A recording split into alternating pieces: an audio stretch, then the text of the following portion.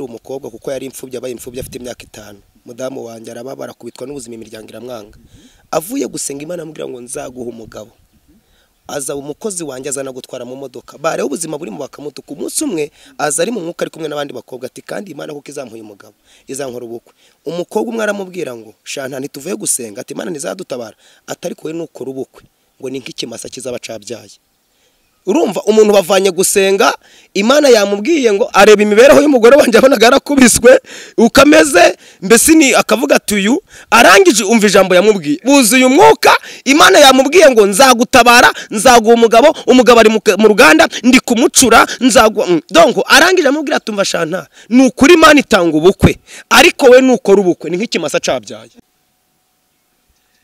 Rero ndashaka kuvugira iki kuri Boaze nande na Belyze. Ikintu cyitwa isezerano risohoye rizana abanzi benshi. Kandi abo banzi bazaza ntago ari babandi mutabana. Kuko niba ari ikintu kizana ishari rikomeye no gusorwa kw'isezerano nkaririye. Icyo ndabasaba ni iki? Abari kubavuga ni babihorere kuko Satani afite gukoresha abantu ahubwo bo bari kuko ari nako nabonye harimo Ezekiel kamuvuga umuntu.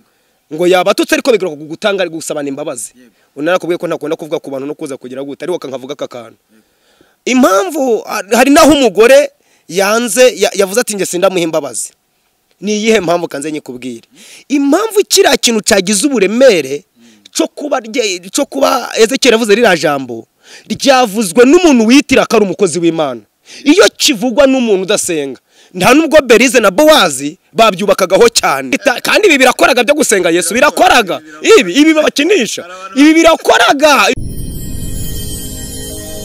genda samuratsinze icyo ngukundiye uri umuntu mugabo ugendo rwiza kandi urugendo ruhire.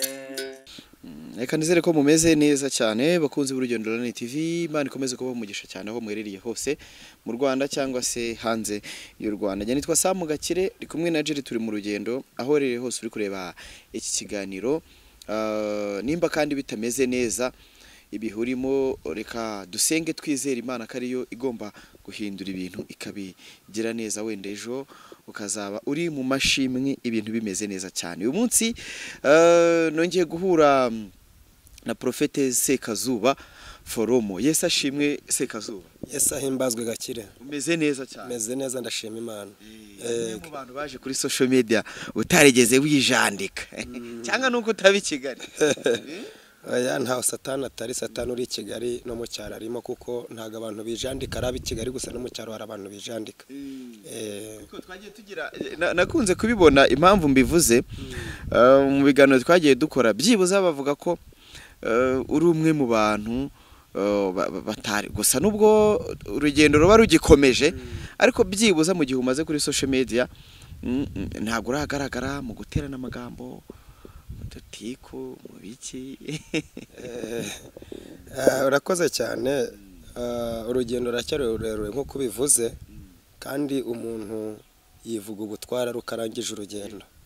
Ubwo rero icyo duharanirwa ntugora twiteguye buri munsi nta kwirara wabona uwo byagenze nko kubivuze wateranya amagambo cyangwa wahinduye inshingano ze ukagira ubwo bwo gusengera ubuzima bwe kuko bati nanjye rye Satani yanshobora ikaba nka kuriye. Rero ndashimira Imana ko ikindinze nko kubivuze si imbaraga zanjye si ubutwari ndusha abandi ubwo ni imbaraga z'Imana no guhora numva muri ngewe kandi ikindi wena ntavuze muri ngewe baca umugani ngewe wibagiye amateka wica amategeko. Ibi bintu byinshi byo kugira ngo ubone umuntu yarenzwe aba yibagiwe ahantu yaturutse ariko iyo ufite ubwo bw'iyo wavuye ugaruhatekereza Imana yagukuye binagusaba no guhora wegera Imana cyane no kumva utayiva uruhande. Rero sinavuga ngo ni 100% ariko nzi neza nko kwivuze ntago ari ugutaka ndagerageza. Reka dusenge kubera ko ibi byo tugiye kuganira ibyo tugiye kuvuga ababikurikiye bibagirira umumaro mu izina rya Yesu. Amen. Mana yacu Mana igira neza uri umubyeyi mwiza ufite imbaraga n'ubushobozi ufite ubutware uri Imana ishobora byose nta na kimwe kikunanira mu isi no mu ijuru urakomeye. Ingoma z'abami n'abatware zirahanguka ariko yawe ntizahanguka. Umugongo wawe ni mugari ntago uzigera urwarureke kuheka bawe.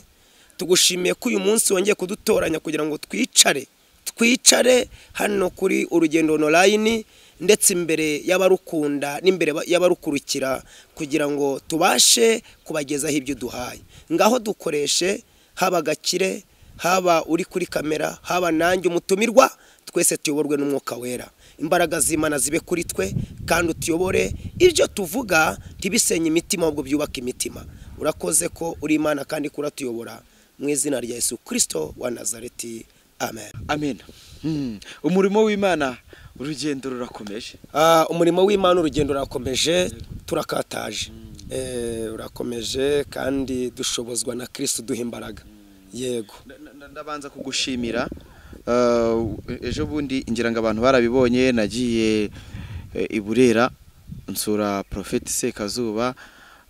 Icyo ngushimiyeho ni cyuko wareze, yo buriya wareze abana. Hari ibintu tujya tubona umuntu akarera abana ari umukozi w'Imana ugasanga baragucumuje mutandukanye nabi, ariko buriya yureze nk'umwana w'umukobwa cyangwa umusore ukamushyingira, ngira ngo ubutsinzi igitego mu isi no mu ijuru, kuko ubukoze igikorwa cyiza cy'ubutwari.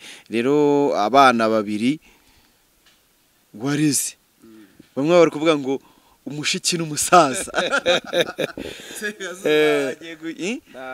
Ni koko bara bose n'abana banjye narabareze, ariko ndashimira Imana ko Imana yabanye nanjye nkuko bivuze. Kurera umwana utabyaye atari Imana kugira ngo bishobore ni ikibazo.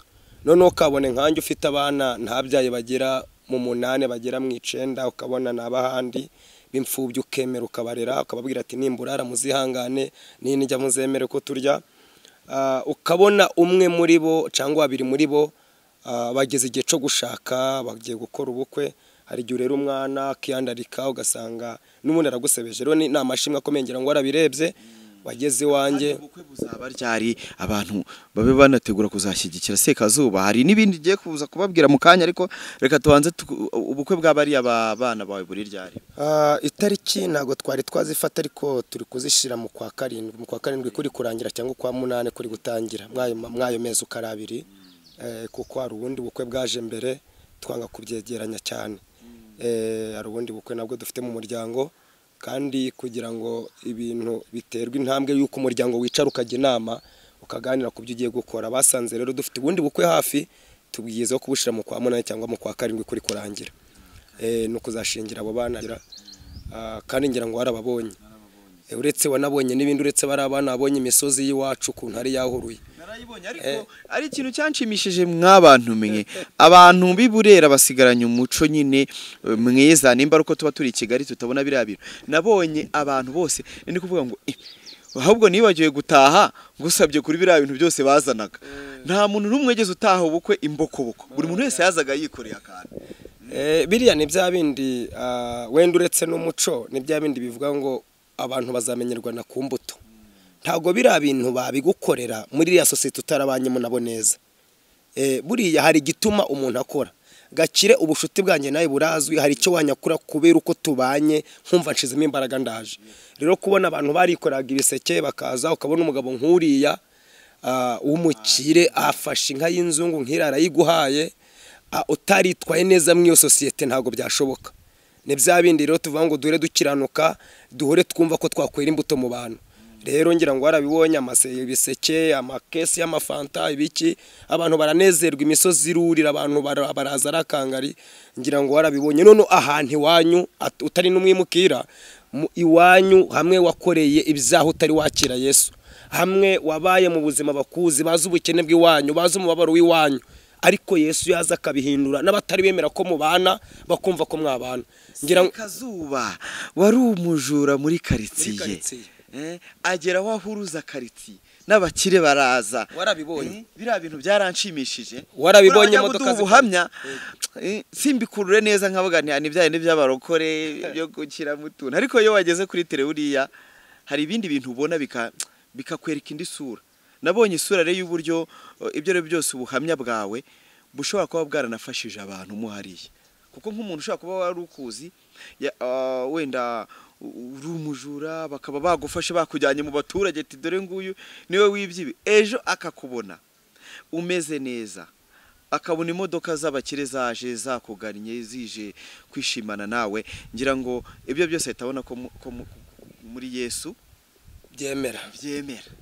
Hari ikintu uvuze gutanga ubuhamya, ngiye cyo nasabye Imana sinshaka kugira ngo nzazuke ntapfuye. Bisobanura iki? Sinshaka kuzatanga ubuhamya butandiho byo kugira ngo abantu bamenye ko wenda nababaye nagize ibimenyetso warabibonye. Nyakumbi inka yarivugiye uri kumva uriya numukira afite imodoka zirenga 5. Urumva ntago yavuga biriya. Rero hari igihe tubango Yesu arakora abantu bakagira yakubwiye uko yazanye umugore we yapfuye, aze ngo ndamuca amafaranga nko bisanzwe, ngasengera umugore akamutwara yarabyivugiye. Iminsi twamaranye yarahombye asigaranye ubusa, asigaye agenda n'amaguru, nemera ngendana nawe dusengana. Hari ikintu gakire abantu kisha abantu, twe turashaka kugira ngo inyungu zacu tuzishore imbere y'inyungu z'Imana, kandi ico twahamagariwe ni kimwe, tukazishora mbere y'inyungu zacu. Iyo ufashe inyungu z'Imana ukazishira mbere y'inyungu zawe, Imana iguha umugisha. Ni muri byo bindi bivuga ngo niba ufashe inyungu z'Imana ukazishora mbere y'inyungu zawe, bivuga ngo umuntu wese ugutabaje uzamutabara, kuko wahamagawe n'Imana. Inyungu zayo zigomba kuja mbere y'inyungu zawe. Uriya ntago narinzi kazampinka, uretse na Yesu ndimo. Urugero arimo ntarwo ndimo ngo nari nzamenyana nawe. Uretse na Yesu ndimo sinaba n'umukozi we mu rugo atari Yesu yankurikiyeho. Rero ntago nari nzi ko bizagira nyuma akicara n'umuryango akavuga atari ko umugabo wadusengeye, umugabo wabanye natwe, wa mugore we twakujanyeho byarangiye, akaja ko uzi ko yavuze na se n'ubundi bakanyakura nkaje butaro byarangiye. Mugabo waje kuturirimbira mu bukwe abandi banze kubutaha muri corona bikomeye, kaja kurimba umuhungu we yarongoye nkitahira nta namusabye na 2. Nari nzi ko azicara agatekereza kami nka y'ibihumbi hafi 800. Agafata inzungu, agafata abakire bakomeye. Wabonye umugabo wari wicaranye wari wambaye ikoti ry'ubururu, uriya n'umukire ukomeye mwora mujye wa Musanze. Ubushumi bwe bw'inkweto atari Yesu nta nubwo nakabukoraho. Rero ndashaka kubwira abantu ariko mana we, ibyo utabona uyu munsi ejo uzabibona. Nidukorero dushaka ibyako kanya, nejo hari ibindi bidutegereje. Ngira ngo ubuhamya warabonye, wabonye abantu baracunze umutekano hariya, wabona ukuntu hari bapanuwe bariya nibo bamfataga n'ibyo nkoko mbere, no babaga bankubisa kandoye. Ariko ibihe byahindutse nibo bari kuza gucunga umutekano iwanje. Ubukwe bwabaye n'amajiri ariho security warabibonye. None ikindi cya kabiri kugira ngo umenye buriya bukwe, n'ubukwe babone ko burimo nk'abantu barenga 1000, ariko n'ubukwe nta ni vide ryabuze.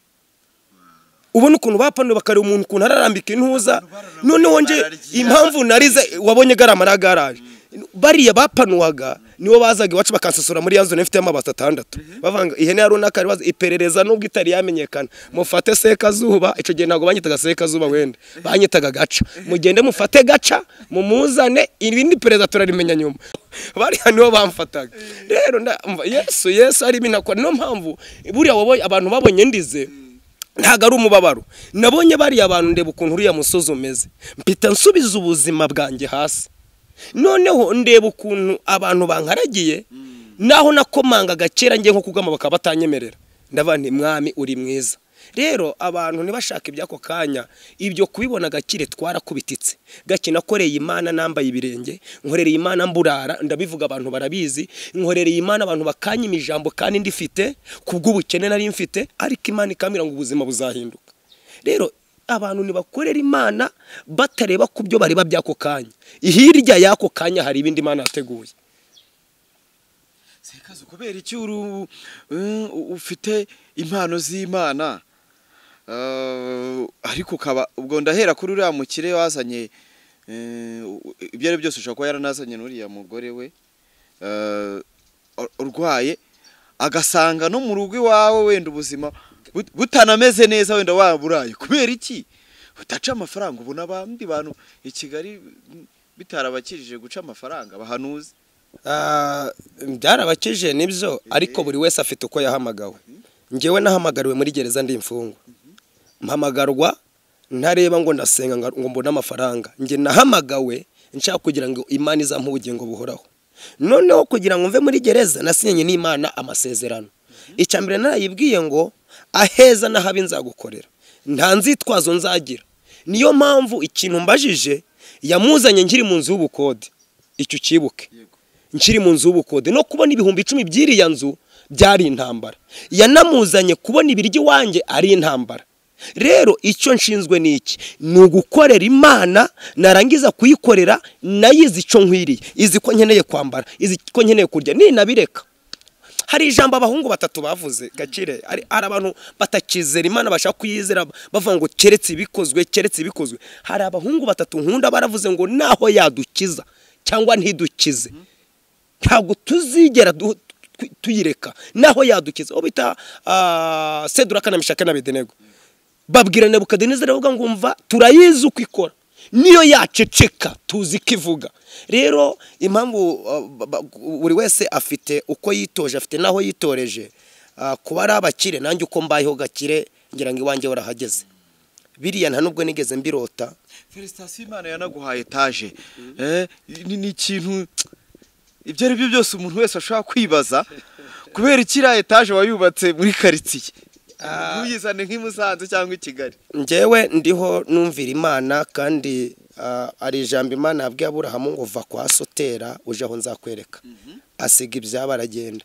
Iriya nzu Imana arayimbwiraga, irambwira kuko nigeze gusaba Imana ico gihe nasohoye mu nzu nabuze aho kwishura 10,000 iriya yo hepfo, iriya iyindi tubamo atari iriya ndi kubaka.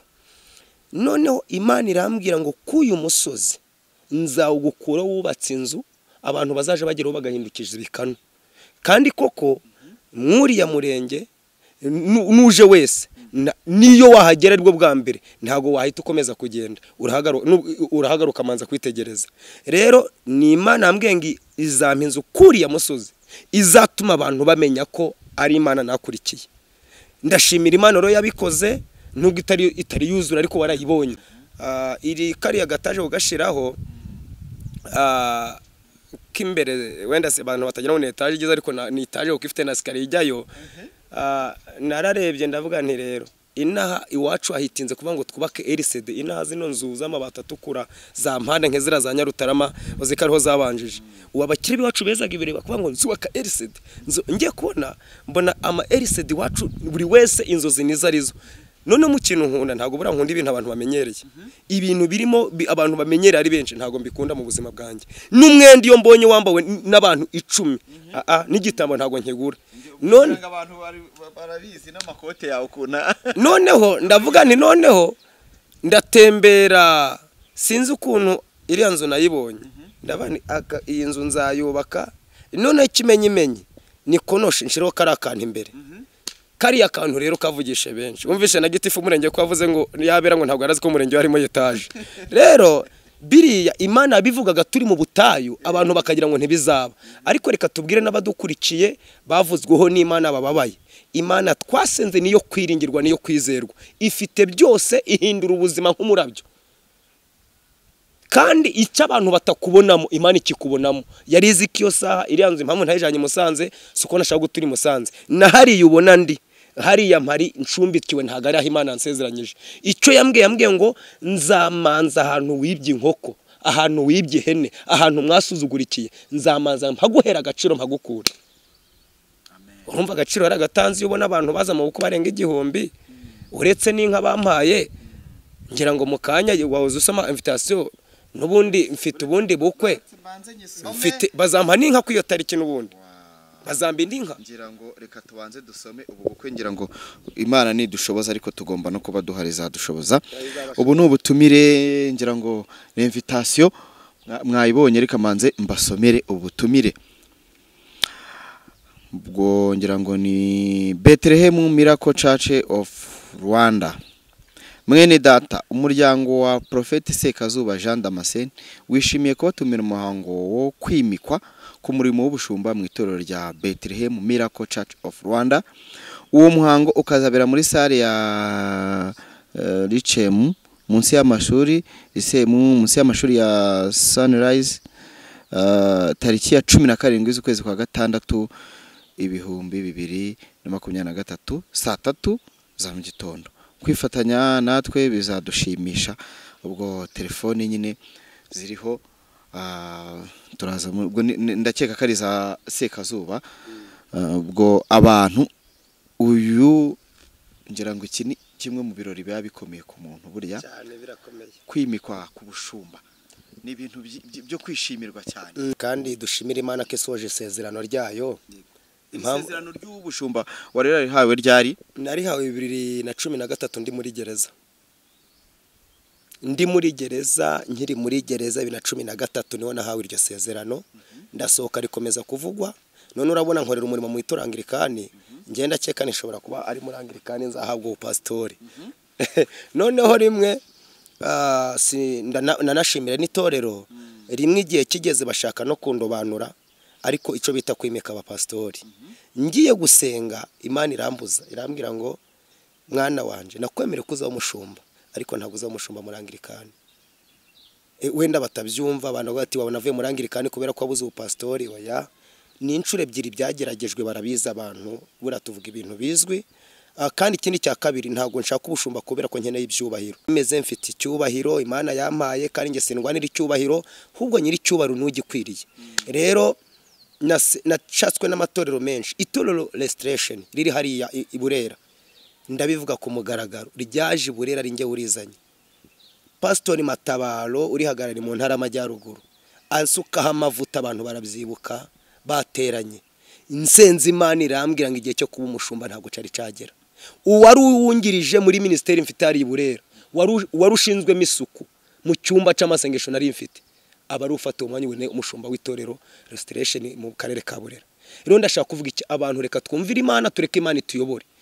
Rero hari igihe twumva ko iki niba Imana ikuvuzeho icyo urahita ugenda, bazimana nibigiye cyaye kigeze. Urabona mu myaka 8 maze muri angirikani gakire, ntago pastor nabubuze pe, ntago pastor nabubuze. Za gape zaraje ziranshaka, za SMS ziranshaka. Noneho igikomeye uko madame atari hano ngo tukubwire ikintu gikomeye, hari uwaje none aratwataka dufatanya n'inzara, twabuze n'ibihumbi 10 byo kwishura inzu.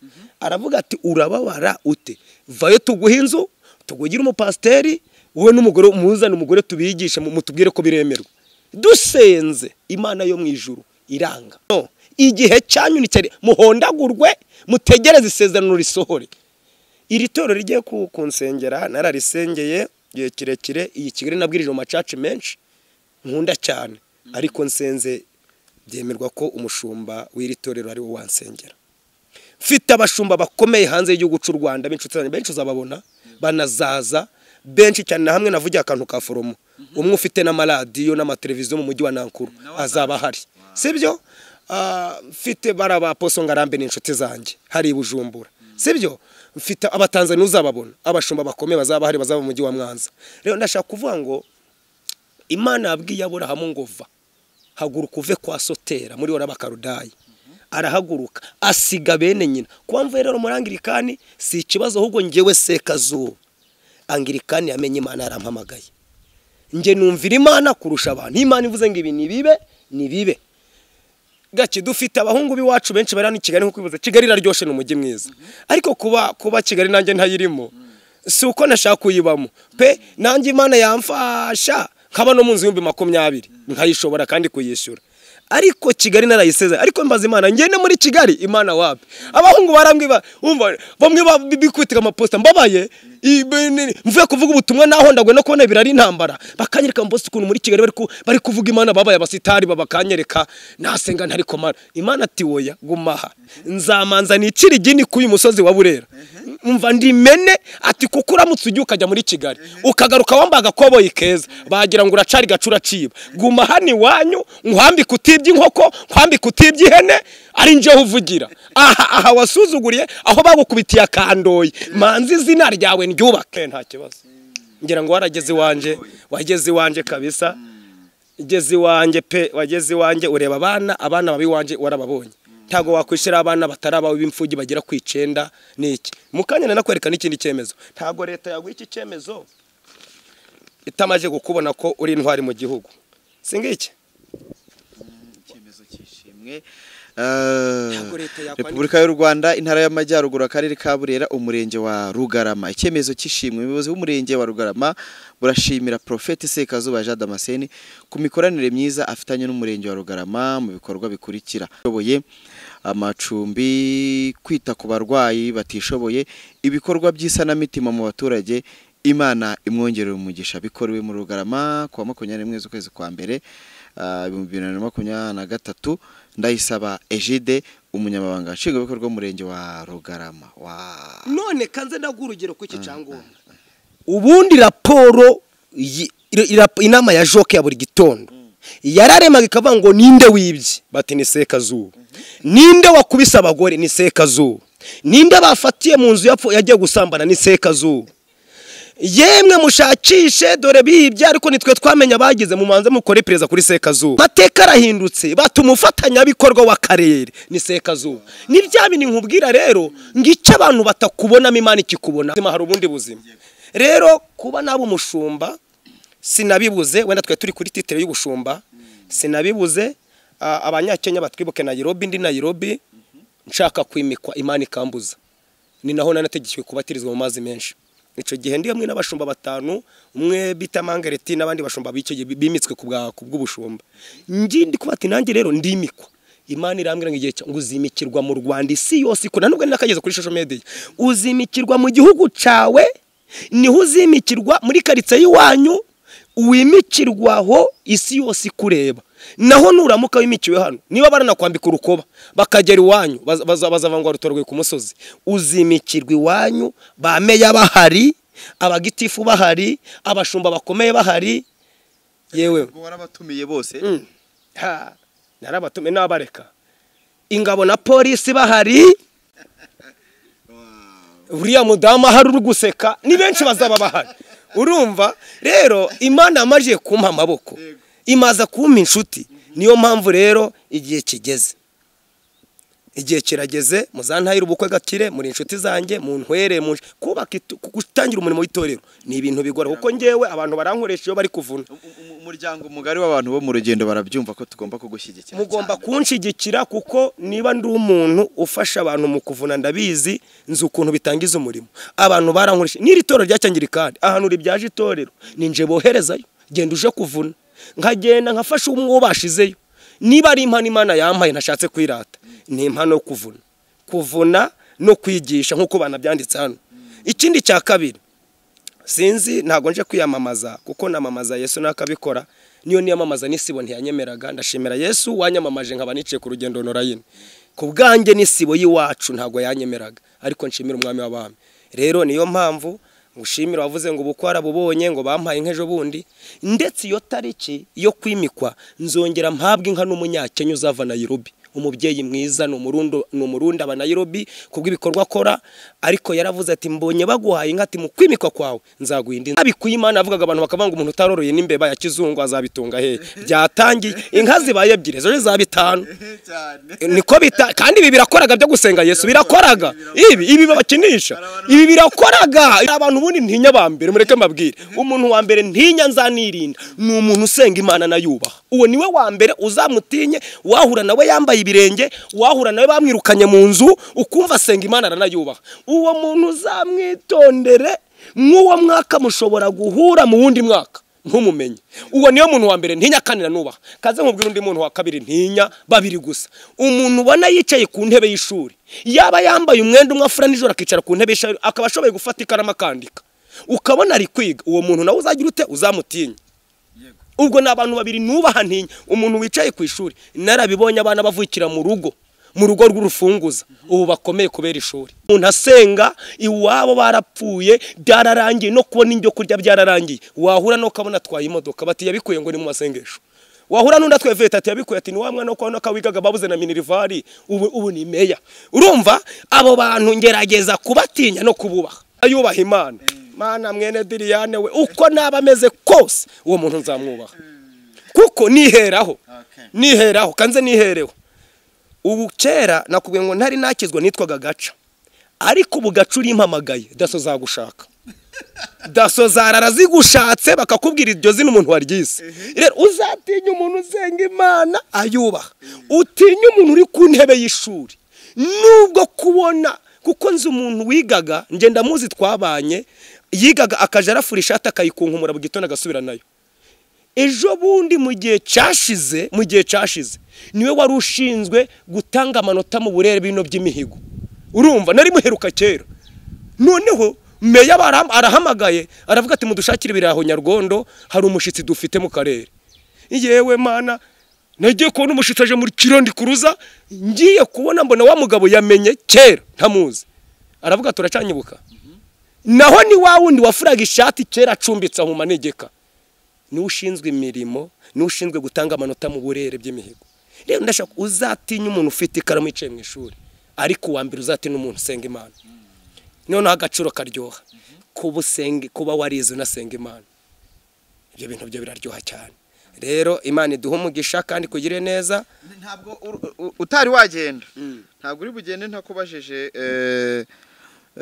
ikibazo kimwe mfite n'ubundi kiri kubahanuzi ngira ngo mu minsi ishize cyangwa se n'ubu abantu bari kubibona kuri social media hari dufite ikintu kimeze nk'ihangana mu bakozi b'Imana ngira ngo abantu bose babonye ubukwe bwa Boaze na Belyze sinzi nimba nawe warabubonye narabubonye buriya bukwe ngira ngo umuntu wese wabubonye wemera ko Imana ivuga igakora cyangwa se Imana ikora twabyita ko Imana yabakoreye ubukwe kandi bwiza cyane nyuma yaho rero hari kuzamwa amagambo kandi amagambo ari kuzanwa n'abakozi b'Imana abiyita kuko nubivuga gutyo ntago ndi kandi biyita abiyita abakozi b'Imana abiyita abahanuzi abiyita abavuga butumwa nibo bari kuzana amagambo kuri mugenzi wabo ngo hari ibyo batishimiye bamwe bati yipashe muremure bamwe bati yarongoye umukobwa umusumba mwiza ntaga mukwiriye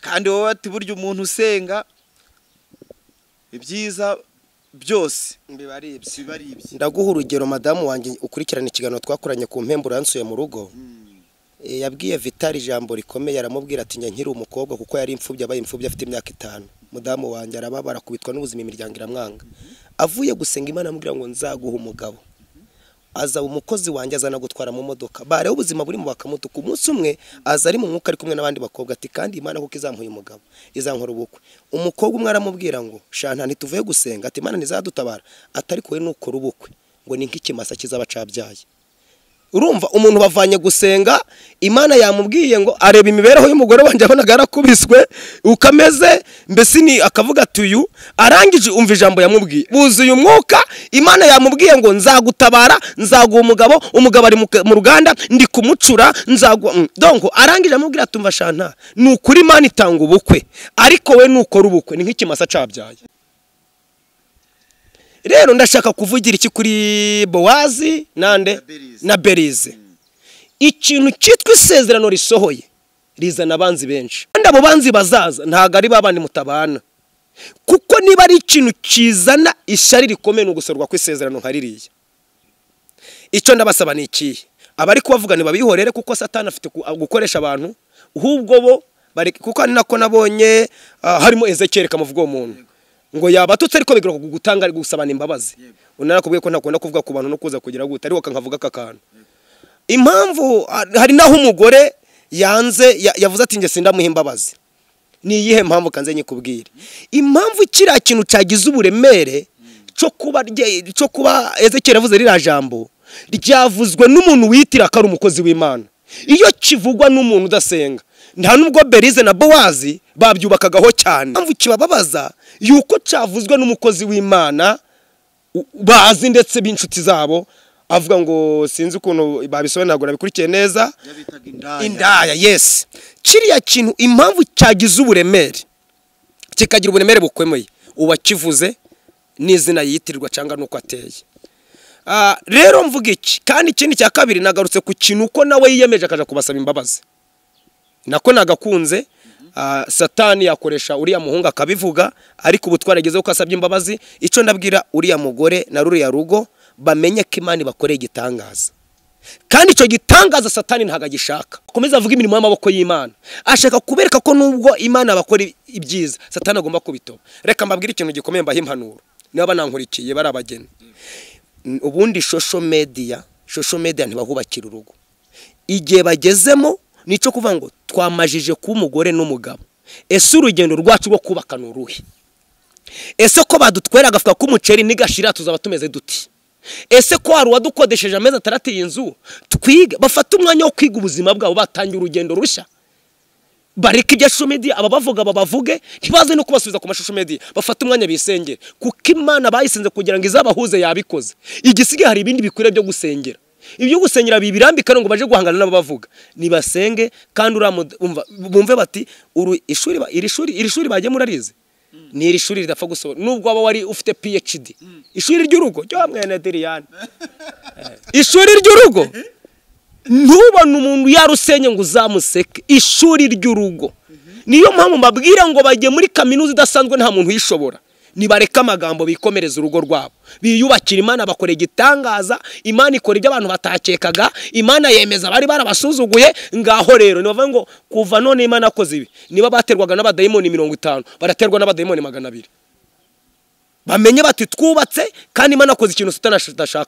umubare wabo Satani yoherezaga arongera benshi kugira ngo urugo rwacu rusenyuke kuko ejo niba uje muri biriya bazatangira uriya Belyze nafata umwanya wo kwita ku mugabo we n'umugore afata umwanya wo kwita n'umugabo afata umwanya wo kwita ku mugore we biyubakira urugo rwabo bavuga ati inkweto nubwo yambaye bayigusebye ejo izasaza twiga ubundi buzima dukeneye kuba Imana idukora igitangaza cyo gusezerana Imana akora n'igitangaza tukazubaka inzu yacu dafite n'inzu rero ibindi babirekera umwanya ahubwo bika urugendo rushimani bahaye biyubakira urugo rwabo barusengere bavuye ngo Mana we uduhaye ubukwe ariko turakenera n'inzu nkuko navuga ngo ukinimo turakenera n'imodoka nabyo byababera kugera mu modoka urumva turakenera ubuzima hubwo ico bashaka ni babavuga butumwa birinda amagambo bira bavuga butumwa basenge bagende bashime mu rusengero bavuga ati Mana ko ubarafasha umwanya wo kugifata umwanzuro Niba Boaze yagendaga wenyine ubu none kutangira koje aho niba haraho yabwirije agira n'umudamu atanga ubuhamya ashimira Imana ati Imana aragikoze cyagira ugushima Imana depo y'amashimwe ivagamo Imana ikavuga ati akana nagakore gitangaza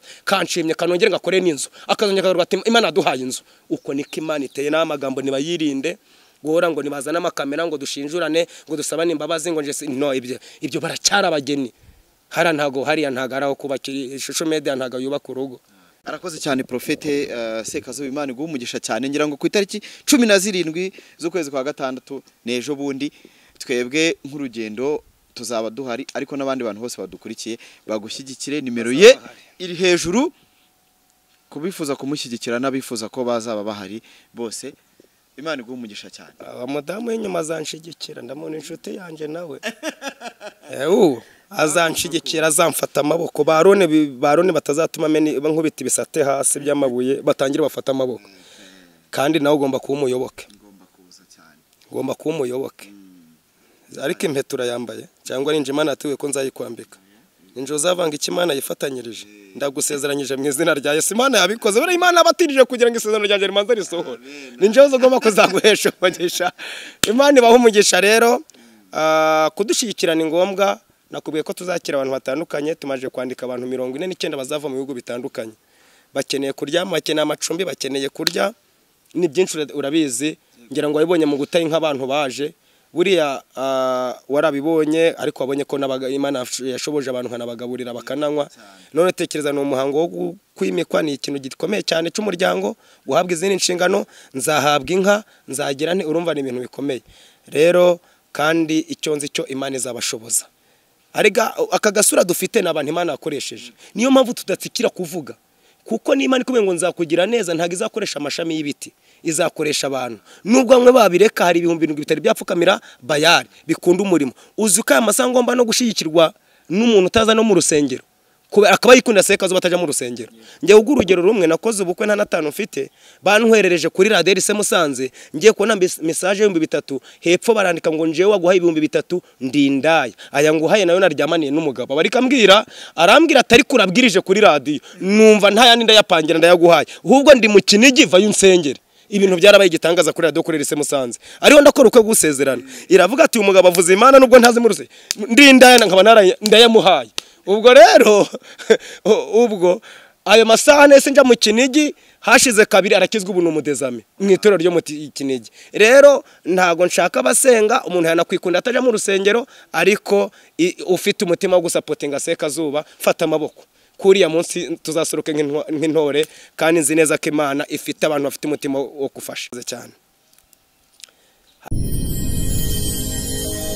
genda samuratsinze icyo ngukundiye uri umuntu mugabo urugendo rwiza kandi urugendo ruhire